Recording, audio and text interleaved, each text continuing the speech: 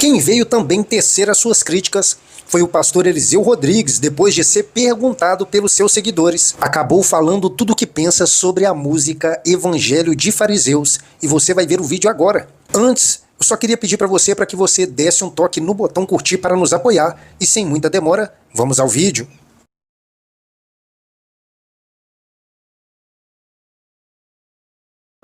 Da minha postagem. Para quem não lê Bíblia, criticismo se torna adoração.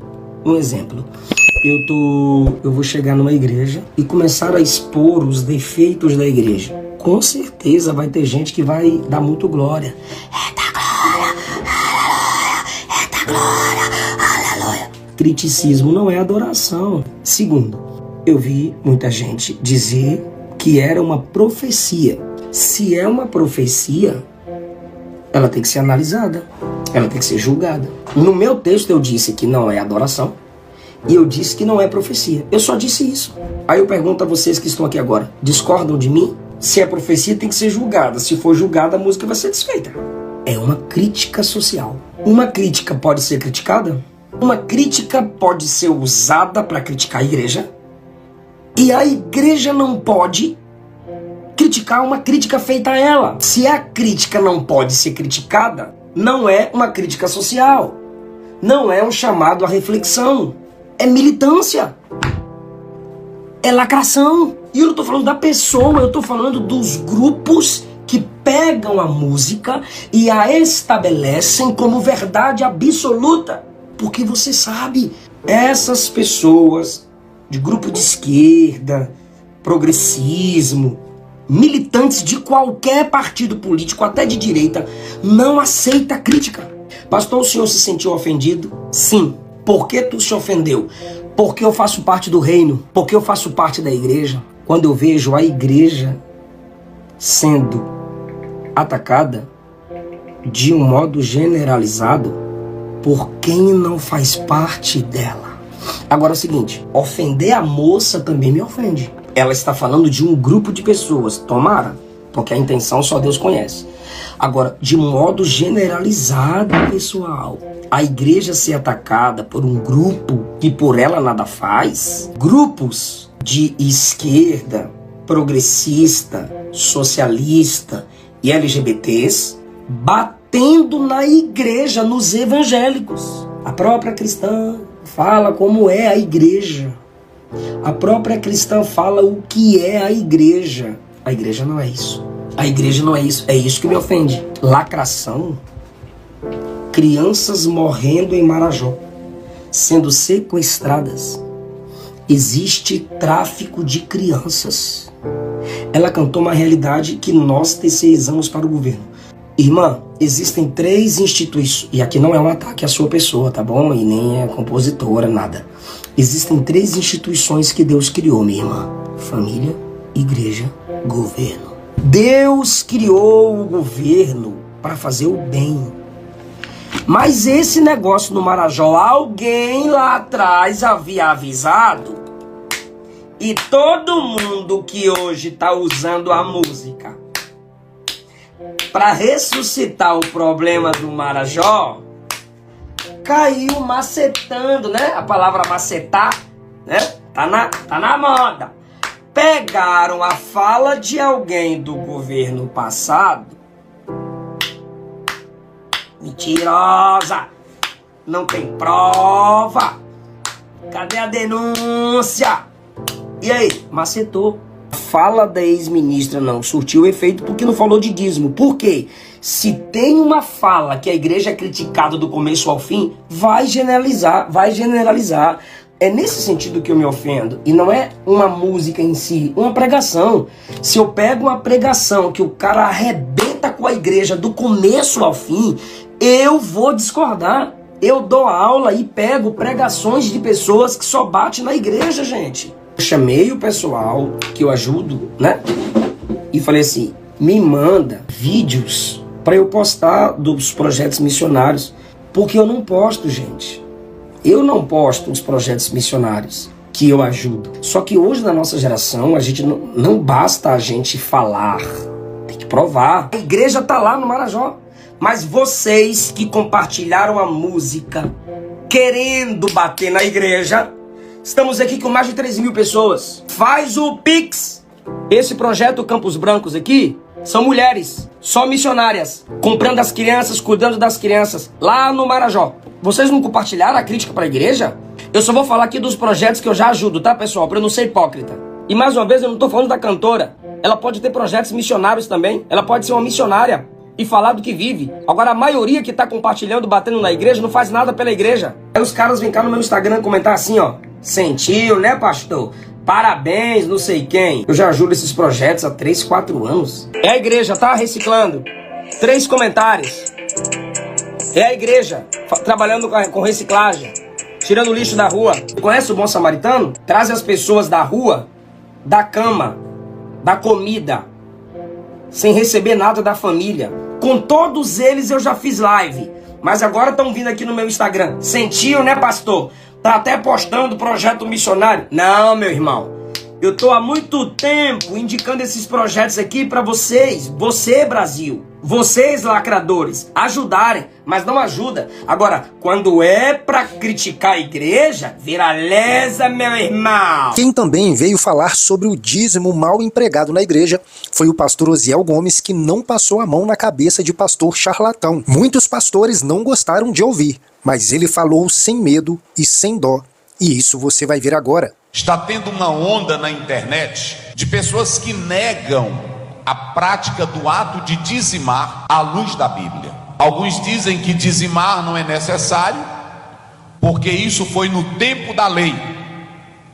E como a lei não é para a igreja, não é necessário mais a prática dos dízimos. Ofertar, dizimar, são atos ou ações de gratidão a Deus em reconhecimento a tudo que Ele faz por nós. Salmo 103 diz: bendiz, ó minha alma, e tudo que há em mim, bendiga o seu santo nome. Ou seja, quando você é espiritual, você sabe que há uma lei da semeadura. Quanto mais você doa na lei da generosidade, você sabe que Deus ama essa sua ação de dar. Ouçam bem isso. Deus ama ao que dá com alegria. Prestem bem atenção. Nós não estamos falando de obrigação. Nós não estamos falando de uma ordem. Mas nós estamos falando de um crente piedoso. Nós estamos falando de um crente que faz não para receber algo. O que leva um homem? Ouçam bem, meus irmãos. O que leva um homem, um pastor, um pregador, a ir para a televisão, a ir para a internet, e ele faz questão de dizer: não contribua, não faça isso, não dê oferta? Que tipo de espiritualidade essa pessoa tem? Que tipo de compromisso com a palavra essa pessoa tem? É claro que eu vou dizer a verdade aqui para os irmãos. Certos pastores que estão construindo megas mansões, que estão construindo seu patrimônio e que na verdade não cuidam do órfão, da viúva, dos necessitados. Mas a Bíblia, ela trata desse assunto. Aquele que faz mau uso do dinheiro da obra de Deus, dízimos, ofertas, acumulando para o seu patrimônio pessoal, esse vai pagar um alto preço diante de Deus. Porque Deus não levanta pastor e nem missionário para enricar em nome da igreja, em nome da fé. Deus levanta pastor e missionários para fazer a obra do Senhor com sinceridade e verdade. Agora é dever da igreja cuidar daqueles que amam e zelam pela obra de Deus. Se a igreja ela dá um certo salário para o pastor, e se o pastor sabe fazer a economia dele, é pecado ele ter um carro? É pecado ele ter uma casa boa? Me diga, irmão, falem aí vocês, porque tem crente faladorzinho. E hoje não me dizer toda a verdade aqui. Dízimo é uma exigência. Há uma coisa interessante, irmãos. Ele ali está filmando e eu vou dizer para essa igreja aqui. Tem coisas na lei que foram para o tempo do Velho Testamento. Da lei. Eu já mostrei aqui para vocês que o dízimo está fora dessa questão, porque está ligado com a ordem de, e não do sacerdócio apenas. Você vê que dentro do sacerdócio arônico, era uma aliança entre Deus e os judeus. Mas a questão do dízimo, ela vem muito antes da lei, pelo sacerdócio da ordem de Melquisedeque. Então preste bem atenção uma coisa aqui que eu vou dizer para vocês. Há uma classe na igreja que diz assim: o dízimo é no tempo da lei. Mas eu já mostrei aqui para vocês que o dízimo do tempo da lei, que a Bíblia se refere, qual era o dízimo? Do sacerdócio. E o dízimo que vem antes da lei, vem da ordem de Melquisedeque. Então pronto. Eu pergunto aqui aos irmãos: se na Bíblia tivesse um versículo dizendo assim: paguem o dízimo, todo mundo ia dar dízimo? Vamos lá, olha para cá, vamos participar, é uma aula. Se na Bíblia tivesse um versículo dizendo: deem o dízimo, lá no Novo Testamento, será se todo crente ia pagar dízimo? Porque quem ama a Deus, irmão, não precisa de uma lei para dar uma coisa. Quem ama a Deus e reconhece a bondade dele na sua vida, é generoso em tudo, porque tem a lei do amor e sabe que Deus ama quem dá com. Agora, quem não ama a Bíblia e nem a Deus, ele não liga para nada. Por exemplo, a Bíblia diz: sede santo, é assim ou não é? Mas todo crente é santo. A Bíblia diz: Deus odeia quem espalha fuxico, contenda. E tem fuxiqueiro no nosso meio? Tem fuxiqueiro? Tem mentiroso? E a Bíblia diz: não mintais, sim ou não? Agora, só porque a Bíblia está ordenando, deixa de ter?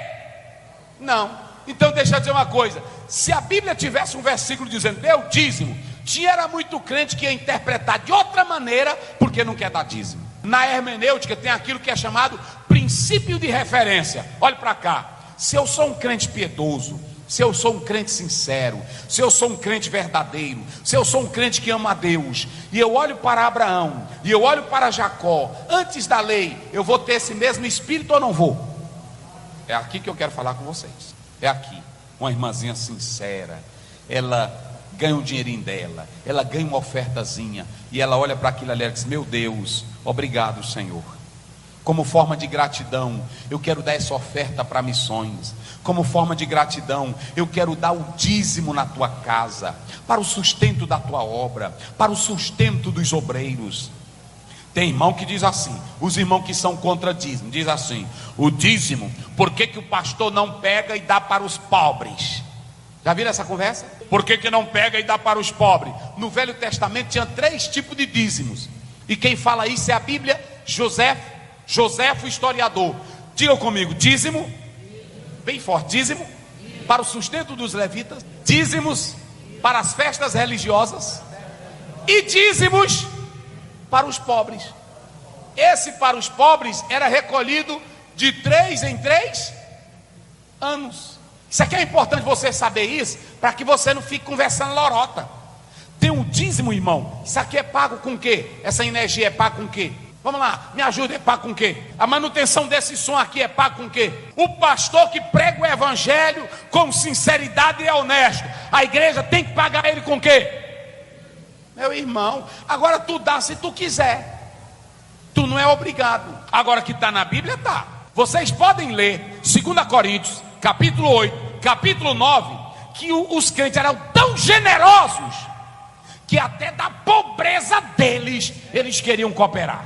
Tem irmão que ele é o seguinte, irmão: eita, que tem crente ruim de ofertar e dizimar. E aí ele ainda é assim, o irmãozinho está ali humilde, com fé no Senhor, e aí diz: irmão, tu vai dar isso, irmão, tu vai dar, esse pastor é ladrão, o dízimo é no tempo da lei. Eu vou te dar um conselho: porque quem te abençoa não é lei, quem te abençoa não é pastor, quem te abençoa não é sistema de igreja, é a lei da semeadura, da generosidade e do amor. Quanto mais você abre a mão para a obra de Deus com o coração cheio de amor, mais o Senhor Deus, Ele vai te agraciar.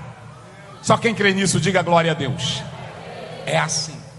E se o pastor for ladrão, Deus vai matar ele. E se o pastor for infiel, eu não conheço um pastor infiel com dízimos e oferta na igreja que ele não esteja morto, doente, pobre e lascado. Porque quem toca nas coisas de Deus morre. Eu estou dizendo isso aqui é para mim. Eu não pego dinheiro da igreja, meus irmãos. Olha, isso aqui é pastor, ele sabe. Ele leva as coisinhas dele lá, presta conta, entrega, e aí pronto. Os dízimos nossos aqui são investidos em igreja, construção social, assistência. É assim. Aqui está minha esposa. Se eu vou pregar no lugar, a igreja me dá uma oferta, aí na hora que eu chego eu entrego. Eu nem olho. Eu digo para ela: tira o meu dízimo. Qualquer oferta que o irmão me dá, a primeira coisa que eu digo: leve o dízimo para a casa de Deus. Até eu dizimo. Agora, pastor que constrói mansão, pastor que constrói casa de verão, casa de praia, compra avião, tu vai morrer, desgraçado, porque tu não leva a sério as coisas de Deus. Irmão, nem hotel, preste minha atenção, eu não fico em hotel, eu mesmo, pela minha conta, eu não fico em hotel com dinheiro da igreja. Quero dizer, viu, irmãozinho faladorzinho, nem, olha, tá, aqui o pastor Luiz Fernando sabe disso. Ele vai para a convenção, nós vamos para a convenção, passa quantos dias lá? 4 dias. Tu fica na igreja com dinheiro do dízimo? Tu come lá com dinheiro de dízimo, é? É dele. E eu estou dizendo isso aqui para que vocês hoje saibam. E aí quem participa aqui das reuniões, quem já foi na reunião nossa lá? Lá a gente mostra no telão até uma agulha. Sim ou não? A senhora já foi? Olha aqui quem já foi, fica de pé aí, fica de pé. Eu estou mostrando aqui na internet, fica aí minha santa. É para os irmãos saberem que aqui qualquer membro tem acesso às nossas contas. É assim ou não é, irmã? Lá eles sabem de tudo. Olha, se a Polícia Federal quiser ir fiscalizar, pode ir. Se o cão quiser, pode ir. Se o capeta quiser, pode ir. Se o diabo quiser, pode ir. Se você disser assim agora: pastor Ziel, o senhor está há 8 anos, o que foi comprado no ano que o senhor chegou? Está lá a nota, está tudo direitinho, é tudo bem direitinho, irmão. Porque eu tenho amor pelas doações dos crentes. Sabe o que eu tenho, irmão? É sagrado, e aquilo que é sagrado eu não posso mexer, porque é dos crentes, é da igreja do Senhor Jesus. Um dia um pastor disse assim para mim: pastor Ziel, você quer ser muito justo, não precisa. Aí eu já entendi. Ele queria dizer: tu tem que ter esquema. Você entendeu? Você tem. E eu não quero, porque quem tem esquema morre na desgraça. Eu não conheço um que mexe com as coisas de Deus e fica em paz. É por isso que aqui, meu irmão, tu pode contribuir com amor e com alegria, mas é só se tu quiser. Aqui tu não é obrigado a nada. Se tu achar que tu fica pobre dando dízimo, eu te peço em nome de Jesus, não dê não. E se tu for dar dízimo para se amostrar, não dê não. E se tu for dar dízimo para estar falando boca grande, não dê não. Porque Deus ama é quem dá com alegria. Eu finalizo, irmãos. Eu vou só dar esses dados históricos aqui para vocês. Na década de aproximadamente 1970 e 1980, uma igreja no Brasil, não vou citar o nome dela, está sendo filmado. Ela viu que os evangélicos cresceram em missões no Brasil e no mundo, através dos dízimos e ofertas. E essa igreja, ela não tinha a prática de dar dízimos, e ela inventou uma prática de dar o dízimo de 1% da renda. Essa igreja inventou isso aqui no Brasil. Mas por que ela não dava, por que ela não pedia dízimo? É porque por muito tempo, desde 313 com Constantino, a igreja passou a ser uma religião oficial do Estado. Ainda há países no mundo que quem sustenta a igreja, ou os seus líderes da igreja, dessa igreja que eu estou falando, é o governo. Eu fui no Peru e lá muitos sacerdotes dessas igrejas são sustentados pelo governo. E vocês sabiam que desde o momento em que a igreja aparece na Idade Média, quem vai sustentar e manter o poder depois são os reis. Ou seja, a igreja ela ficou sendo sustentada por reis, príncipes, de modo que quando fazia um casamento, quando fazia qualquer coisa em benefício de uma pessoa, quem era que pagava? Quem pagava era o governo. É por isso que essa igreja, até a década de 1980, ela não falava de dízimo. Por que ela não falava de dízimo? Porque quem mantinha ela, os seus sacerdotes, quem era? Era o governo. E eu pergunto aqui aos irmãos: quem é que mantém os pastores da Assembleia de Deus? É o governador Flávio Dino, né? É o presidente Bolsonaro? Quem é que mantém a igreja? Quem é que paga luz e água da igreja? É o governo? É o vereador? É o deputado? É por isso que a gente fala em dízimo, meus irmãos. A gente fala em dízimo para que haja manutenção na casa de Deus. É para isso. Agora, o irmão chegou aqui, o pastor diz: olha, meus irmãos, você que tem a sua renda, o livro de... Depois vocês procurem ler Champlin. Ele diz assim: um crente que pensa que 10% é o importante para Deus, ele diz: o miserável 10% está enganado. Crente que ama a Deus não dá nem negócio de 10% não. É 10, é 30, é 40, é 50, porque ele ama a Deus. Agora eu vou te dar um conselho para encerrar. Se tu achar que vai ficar pobre dando dízimo, não dizime. Se tu for dizimar fiscalizando pastor e igreja, não dizime. Se você for dizimar com espírito de miséria e pobreza, meu Deus, eu estou dando isso aqui, eu podia dar para os pobres. Dê para os pobres. Agora o que não pode é o pastor pensar que ele tem que ganhar dinheiro de crente para ser rico, para construir fazenda. E eu disse aqui, quando eu cheguei aqui no Tirirical, eu encerro com essa. A primeira coisa que eu fiz foi ir lá no advogado da igreja, e eu disse assim: pega aqui meu patrimônio, registre aqui meu patrimônio, porque antes de vir para cá eu já tinha patrimônio. Aí eu disse: está aqui. E antes de vir para cá eu já tinha minhas coisas. A igreja, ela me dá um salário, e eu mostro para todo crente que é meu salário. Agora, eu não uso carro bonito e luxuoso porque eu não quero. Eu tinha condições de ter meu carro luxuoso, sim, por minha conta, fora dinheiro da igreja, mas eu não faço porque eu não acho conveniente. Eu prefiro usar um carro que não chame a atenção e que seja adequado com os meus irmãos da igreja. Porque Deus não me chamou para ser magnata, Deus me chamou para ser pregador do evangelho. Deus não me chamou para ser rico, Ele me chamou foi para pregar evangelho. Então eu não uso desse patrimônio da igreja. E eu estou dizendo aqui para os irmãos, sabe por quê? Porque vocês podem contribuir na obra de Deus. Pode contribuir. Agora, se tu é contra, se tu não crê, é um direito seu. E nós nem vamos obrigar você. Mas dízimo está na Bíblia e nós pregamos porque faz parte da nossa adoração ao Senhor Deus. Deixe o seu comentário aí. Não deixe de se inscrever em nosso canal. Ative o sininho para receber todas as nossas notificações. Dê um toque no botão curtir. E eu estou esperando por você aqui no próximo vídeo.